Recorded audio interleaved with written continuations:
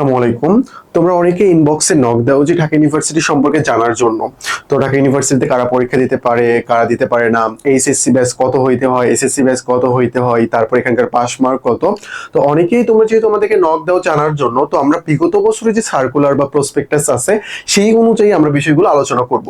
যদি কোনো এরপরে আপডেট আসে আমরা সাথে সাথে সেটা ভিডিও মেক করে তোমাদেরকে জানিয়ে দেব। আপাতত যে বিষয়গুলো পরিবর্তন হয় না এই বিষয় সম্পর্কে আমরা তোমাদেরকে জানাতে চাই। নর্মালি পরিবর্তন হয় জিপিএ সংক্রান্ত কিছু ইনফরমেশন, যেমন যদি পরীক্ষা কঠিন হয় এইচএসসি তখন জিপিএটা কিছু কমিয়ে দেওয়া হয়, গত বছর যেরকম করা হয়েছিল আর কি। তো এইটা আর কি ডিপেন্ড করে পরীক্ষার উপর, এইচএসসি পরীক্ষাটা কেমন হচ্ছে। বাকি যে ইনফরমেশন গুলো রয়েছে এইগুলো নিয়ে আমি একটু কথা বলতে চাই। চলো আমরা আসলে 25-26 সার্কুলারের আলোকে তোমাদের কাছে বিষয়গুলো উপস্থাপন করতেছি। তো দেখো এখানে কারা কারা পরীক্ষা দিতে পারবে এটা গত বছর অনুযায়ী। আর তোমরা সকলেই জানো যে ঢাকা ইউনিভার্সিটিতে কিন্তু সেকেন্ড টাইম নেই। প্রত্যেক বছর ঢাকা ইউনিভার্সিটিতে সেকেন্ড টাইম দেওয়ার জন্য বা চালু করার জন্য আন্দোলন হয়, বাট এটা কখনোই চালু হয় না। একবার অফ হয়ে যাওয়ার পর আর চালু হয় না। জাস্ট চট্টগ্রাম বিশ্ববিদ্যালয়ে চালু হয়েছে, আশা করি বাকিগুলোতেও চালু হয়ে যাবে। অর্থাৎ ঢাকা ইউনিভার্সিটিতে এটাতে চালু হয়ে গেলে আরো ভালো হয় আর কি। আচ্ছা, তো আমরা চলো নেক্সট দেখি। তো একমাত্র ফার্স্ট টাইমার মানে সেকেন্ড টাইমার হয়ে তুমি যেগুলো ইউনিভার্সিটিতে পরীক্ষা দিতে পারবে এটা ঢাকা ইউনিভার্সিটি, জগন্নাথ বিশ্ববিদ্যালয়। আর যদি কোনো বিশ্ববিদ্যালয় আবার নতুন করে নিয়ম করে যে আমরা সেকেন্ড টাইম এলাও করবো না সেটা ভিন্ন কথা। আর বাকি যেগুলো রয়েছে সবগুলোতেই সেকেন্ড টাইম রয়েছে, কোনো সমস্যা নেই। চট্টগ্রামে ছিল না, বাট চট্টগ্রামেও করে দেওয়া হয়েছে। বাট চট্টগ্রামে আবার নেগেটিভ 3 মার্ক কেটে নেয়, দুঃখজনক ব্যাপার। তাহলে কারা কারা পরীক্ষা দিতে পারবে? অনলি এইচএসসি 26 ব্যাচ যেটা রয়েছে তারা পরীক্ষা দিতে পারবে। আর আগের একটা করে আমরা বাদ দিব, তার মানে 21, 22, 23, 24 এই যে ব্যাচের যারা এসএসসি রয়েছে তারা দিতে পারবে। তো ঢাকা ইউনিভার্সিটি এসএসসির ক্ষেত্রে কোনো বাধা দেয় নাই যে তোমাকে 24-26ই হইতে হবে, এরকম তারা কোনো কিছু বলে নাই। তারা এখানে তোমার এইচএসসির মাঝখানের গ্যাপটাকে অ্যালাউ করেছে, কোনো সমস্যা নাই। বাট এইচএসসি তোমার অবশ্যই 26ই হইতে হবে। অর্থাৎ যেইবার তুমি এইচএসসি দিচ্ছ সেইবারই তোমাকে অ্যাডমিশন দিতে হবে, অর্থাৎ তুমি ফার্স্ট টাইমার এইটা আর কি। তারপরে second time plus improvement, second time নাই প্লাস ইমপ্রুভমেন্ট যেটা এটা অ্যালাউ আছে, এটা কোনো সমস্যা নেই। যে তুমি আবারও পরীক্ষা দিলে ইমপ্রুভমেন্ট দিলে তোমার রেজাল্ট চেঞ্জ হলে এটা যদি হয় আর কি তাহলে কোনো সমস্যা নেই। বাট এখানে সেকেন্ড টাইম কিন্তু অ্যালাউ নেই। পরীক্ষার তারিখ লাগতেছে না আপাতত, নর্মালি 1050 ফি, দেখা যাক যে কিরকম তারা বাড়ায় কমায় এরকম আর কি। আর বিভাগীয় শহরে পরীক্ষা হচ্ছে কয়েক বছর ধরে, আশা করি এইবারও বিভাগীয় শহরে পরীক্ষাটা হবে, এটা নিয়ে কোনো টেনশন করার দরকার না। আর এইচএসসি শেষ হওয়ার 2 থেকে 2.5 মাস বা 3 মাসের মধ্যে পরীক্ষা হয়ে যাওয়ার কথা। এখন আমরা দেখি কতটা সময় তারা নেয় অথবা কত দ্রুত শেষ করে। আর পরবর্তীতে যে কোনো আপডেট আসা মাত্রই আমরা কি করব সেটা তোমাদেরকে জানিয়ে দেব। আমরা যদি এখানকার মার্ক ডিস্ট্রিবিউশনের কথা বলি, তোমরা সকলেই জানো ঢাকা ইউনিভার্সিটিতে কিন্তু রিটেন রয়েছে, ঢাকা ইউনিভার্সিটির রিটেন রয়েছে। আর এখানকার রিটেনটা মোটামুটি দেখা যায় ইন্টারমিডিয়েটকে ফলো করা হয়, বেশিরভাগ ক্ষেত্রে ফলো করা হয় না, আবার কিছু ক্ষেত্রে ফলো করা হয়, বিভিন্ন যেমন যে রুলস যেগুলো রয়েছে ব্যাকরণের এই ক্ষেত্রে ফলো করা হয়।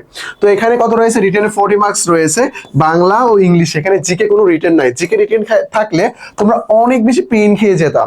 মানে সাম্প্রতিক এত এত টপিকস আসতো, বাংলাদেশ বিষয়গুলি, আন্তর্জাতিক বিষয়গুলি, জিওগ্রাফি, কখন কোনটা পড়তে হবে না পড়তে হবে কিছু বুঝে উঠতে পারতাম না, প্রবলেমের মধ্যে পড়ে যেতাম।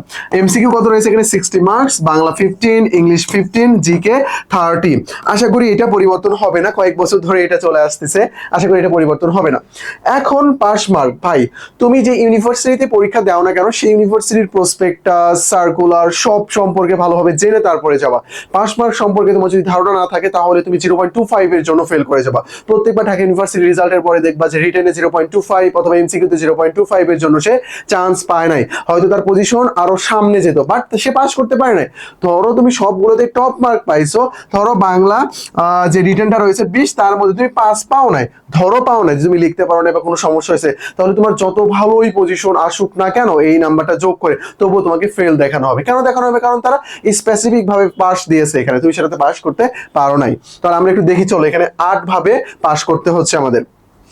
বাংলায় রয়েছে 15তে অবশ্যই তোমাকে 5 পাইতে হবে, 3 ভাগের 1 ভাগ। ইংলিশে 15তে 5 পাইতে হবে, জিকের 15তে তোমাকে 5 পাইতে হবে। তার মানে এখানে তোমাকে 3 ভাবে পাস করতে হবে। বাংলার 20-এ কি কত পাইতে হবে? 5 পাইতে হবে। বা ইংলিশের 20-এও কি পাইতে হবে? 5 পাইতে হবে। 4 ভাগের 1 ভাগ, 4 5 20। তাহলে 3 আর 2 5, 5 ভাবে তোমাকে এখানে পাস করতে হচ্ছে। তারপরে টোটাল কত মার্ক? টোটাল মার্ক 60 মার্কস না, 60 মার্কসের মধ্যে তোমাকে পাইতে হবে আবার 24। এটা যোগ করে তুমি দেখবে যে 5 5 10 আর 10-এ কত হয়? 20। 20 পাইলে মনে আমি পাস হয়ে গেছি না, তোমাকে 24 পাইতে হবে।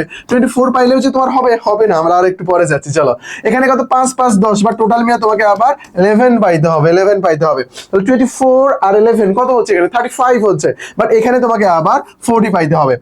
1 2 3 4 5 6 7 8। জাস্ট ইমাজিন ম্যান, তোমাকে 8 ভাবে ঢাকা ইউনিভার্সিটির পরীক্ষায় পাস করতে হবে। এত কষ্ট করে পড়াশোনা করে এত ভালোভাবে পাস করতে হবে এখানে, বুঝতে পারতেছো ব্যাপারটা?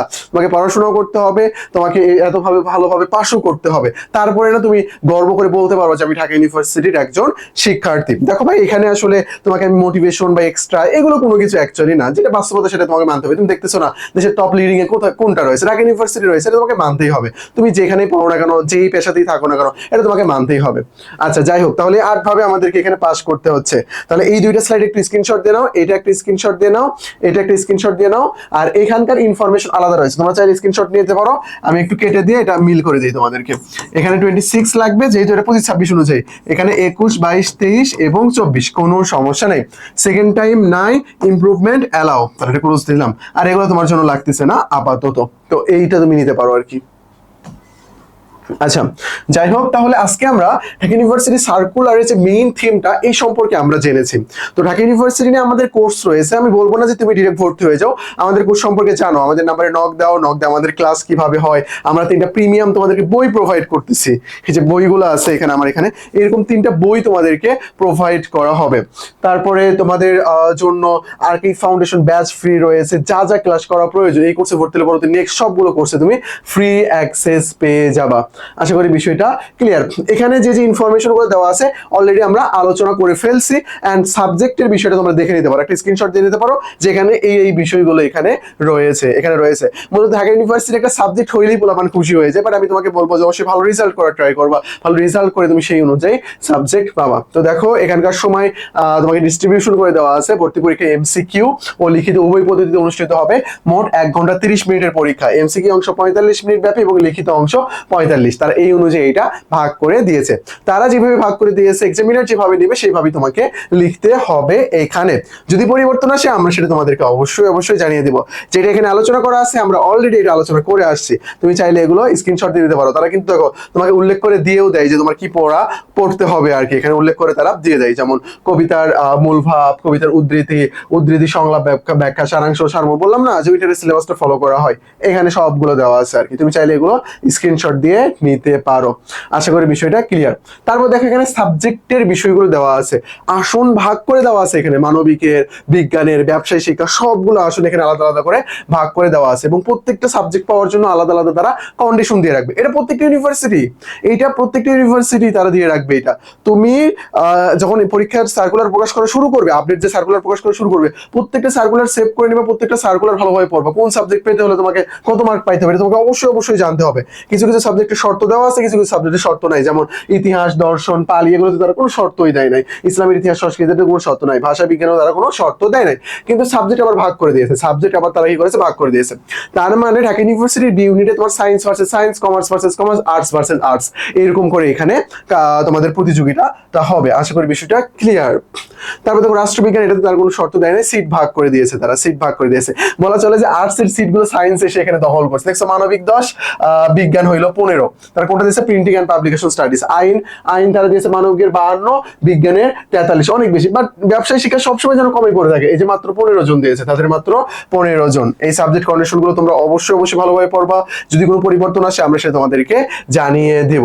তো এখানে পুরো সার্কুলারটা আসলে জমা দেওয়া আছে। আপাতত এগুলো তোমার জন্য লাগতেছে না, কি কি জমা দিতে হবে, কি করতে হবে না করতে হবে, এগুলো যখন তোমরা আবেদন করবা তখন তোমাদেরকে স্পেশালি জানিয়ে দেওয়া হবে।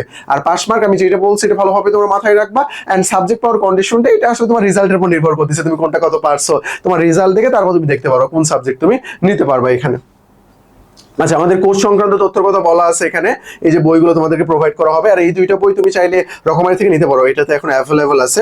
এই যে আমাদের টেলিগ্রাম নাম্বার, অ্যাডমিশন সংক্রান্ত যে কোনো ধরনের প্রবলেম, ইংলিশ 10টা ফ্রি ক্লাস, যা যা প্রয়োজন আমাদেরকে নক দেবো, আমরা সেটা তোমাদেরকে দিয়ে দেবো। তো আজকে এই পর্যন্তই, আসসালামু আলাইকুম। যদি কোনো কোশ্চেন থাকে তোমরা এই নাম্বারে জানাতে পারো, আমরা সেটা সলভ করে দেবো। যে কোনো বিষয়ে কোশ্চেন থাকলে আমাদেরকে জানাবা অ্যাডমিশন রিলেটেড।